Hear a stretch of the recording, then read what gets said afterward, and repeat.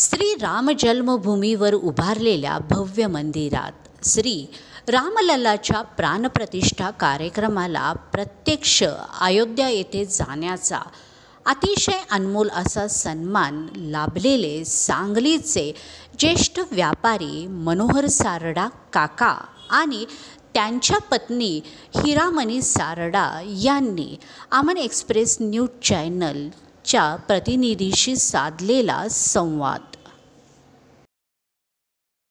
जय श्रीराम. हिंदुस्थानामध्ये श्री राम जन्मभूमी अयोध्या येथे श्री राम मंदिराच्या प्राणप्रतिष्ठापनाच्या निमित्तानं सांगलीतील काही सिलेक्टेड लोकांना 6-7 लोकांना निमंत्रण दिलं. त्यामध्ये मी आणि माझी मिसेस दोघंही गेलेलो होतो. तिथे गेल्यानंतर असं वाटलं की मी जवळजवळ 6 ते 7 वर्षापूर्वी एकदा तिथं 2-3 दिवस होतो. त्यामध्ये आणि आजमध्ये जमीन आसमानचा हा फरक जाणवला. असं समजायला हरकत नाही की एक आनंद वैकुंठ निर्माण करायचं प्लॅनिंग सुरू आहे. तर त्यामुळे मला असं वाटायला लागलं की आपण इथं आलो आहे, किती आपले भाग्य आहे. प्रत्येक अयोध्यामधील प्रत्येक गल्लीला सजवलं गेलेलं होतं. तिथं आता उत्तर प्रदेश सरकारने इतकं मोठं स्पीडमध्ये काम चालू केलेलं आहे की पूर्वीचं अयोध्या आणि आजच्या अयोध्यामध्ये जमीन आसमानचा फरक. सगळे रोडचे काम चालू आहेत, सगळे डेव्हलपमेंट चालू आहे, शौचालय चारी बाजूला चालू आहेत, पाण्याची व्यवस्था चालू आहे आणि घराघराला लाईटिंग. 1 इंच देखील अशी जागा नव्हती की त्याला लाईटिंग नव्हते, त्याला भगवा ध्वज नव्हता. रस्त्यावर हजारो भगवे ध्वज, हजारो पोस्टर्स, जवळजवळ 10 ते 12 कॉर्नर पीस सगळे सजवलेले होते. उदाहरणार्थ लता मंगेशकरच्या नावानं देखील एक फार मोठं कॉर्नर पीस तिथं योगीजीने तयार केलेलं आहे. तर ह्या असलेल्या एकूण परिस्थितीमध्ये आम्ही तिथे गेल्यानंतर इतकी प्रचंड थंडीमध्ये देखील आम्हाला थंडी वाजली नाही. आम्ही त्या थंडीमध्ये रोज फिरत होतो. तिथे आम्ही 19 तारखेला पोचलो. 20 आणि 21मध्ये आम्ही तिथे पहिल्यांदा प्राथमिक दर्शन, हनुमानगडी आहे, सरयू नदी आहे, नंतर तिथे अनेक पूर्वीचे प्राचीन काळाचे मंदिर आहेत. तर त्या मंदिराचं दर्शन केलं. संध्याकाळी सरयू नदीमध्ये जाऊन आम्ही आरती केली. आरतीला कमीत कमी 25,000 ते 50,000 लोक होते 21 तारखेला. आणि तिथं गेल्यानंतर तो जो घाट होता तो आम्ही पूर्वी बघितलेला होता. आत्ता आणि पूर्वी त्या घाटमध्ये फार मोठा फरक केलेला आहे. अत्यंत स्वच्छ आणि पूर्ण ग्रॅनाईटनं सजवलेला तो घाट केलेला आहे. तिथं अनेक चॅनलचे लोक आलेले होते. जवळजवळ देशातले सगळ्या चॅनलच्या लोकांनी आपापलं स्टेज टाकलेलं होतं.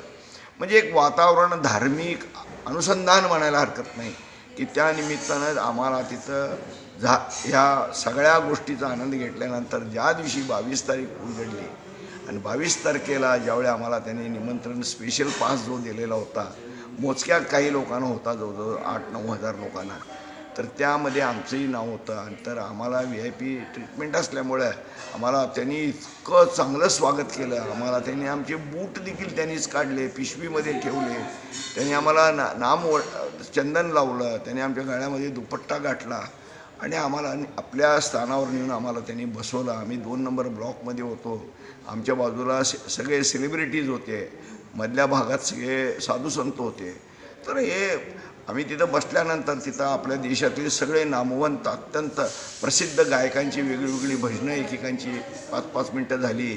तोपर्यंत 10:35 मिनिटांनी मात्र तिथं हेलिकॉप्टरनं पुष्पवृष्टी झाली. ती अत्यंत सुगंधित अत्तर मिक्स पुष्पवृष्टी होती. त्यामुळे तेव्हा भाग सगळा सुगंधित झाला. आणि त्यानंतर नरेंद्र मोदीजीने तिथं आगमन करून तो जो तिथला ते छत्र घेऊन आले आणि आदरणीय आपल्या त्या मंदिराचे कोषाध्यक्ष गोविंदगिरीजी महाराज यांच्या हातात त्यांनी सुपूर्द केला. तो नजारा बघायला गेलो तर असं वाटतं एक डेमॉन्स्ट्रेशन, एक भव्य दिव्य असं एक वातावरण. सगळी बगल तिकडं लोक जय श्रीरामाच्या घोषणा, फक्त जय रामाच्या घोषणा. ह्या घोषणेतनं त्यांना तिथलं वातावरण असं झालं होतं की जसे काय श्रीरामाचा आपण कुठं वैकुंठात आलो आहे काय, स्वर्गात आलो आहे काय. आणि त्या वातावरणाचा आनंद आम्ही त्यावेळी घेतला. नंतर प्राणप्रतिष्ठापनाचा उत्सव जो होता तो आम्हाला लाईव्ह बघायला मिळाला, व्यवस्थित अगदी जवळून. अगदी 25 फुटावरून 50 फुटावरून आम्हाला तो बघायला मिळाला. आणि त्यानंतर मात्र ह्या चौघांची संभाषणं झाली, जे आशीर्वचन झालं की त्यामध्ये आपले गोविंदगिरीजी महाराज आहेत, पुन्हा भागवतजी आहेत RSSचे, नंतर योगीजी आहेत आणि स्वतः नरेंद्र मोदीजी यांनी इतकं चांगलं मार्गदर्शन केलं की लोकांचे डोळे भरून आले. आणि त्यानंतर कार्यक्रमानंतर ह्या दोन्ही कार्यक्रमामध्ये आम्हाला 10 वाजता त्यांनी ब्रँडेड असलेल्या चांगल्या कंपनीचा आम्हाला नाश्ता दिला. 1:45 वाजता त्यांनी आम्हाला बॉक्स पॅकिंग केलेलं जेवण दिलं आणि आम्हाला सारखं तिथं पाण्याची व्यवस्था केलेली होती. आणि विशेष म्हणजे एवढ्या थंडीमध्ये सूर्य देखील कधी उगवत नव्हता अशी तिथं लोक म्हणत होते, सूर्याचं दर्शन होत नव्हतं. परंतु त्या दिवशी श्रीराम हे सूर्यवंश असल्यामुळं सूर्याने आपलं दर्शन दिलं आणि जवळजवळ 5पर्यंत संध्याकाळी सूर्य उगवलेला होता आणि कडक ऊन पडलेलं होतं. हे एक अद्भुत चमत्कार आम्हाला तिथं बघायला मिळालेला. मला असं वाटतंय की साक्षात श्रीराम ज्यावेळी आम्ही ज्यावेळी अगदी 11 फुटावरनं त्यांचं दर्शन घेतलं, त्या दर्शनाच्या टायमाला असं वाटायला लागलं की साक्षात राम आहेत काय.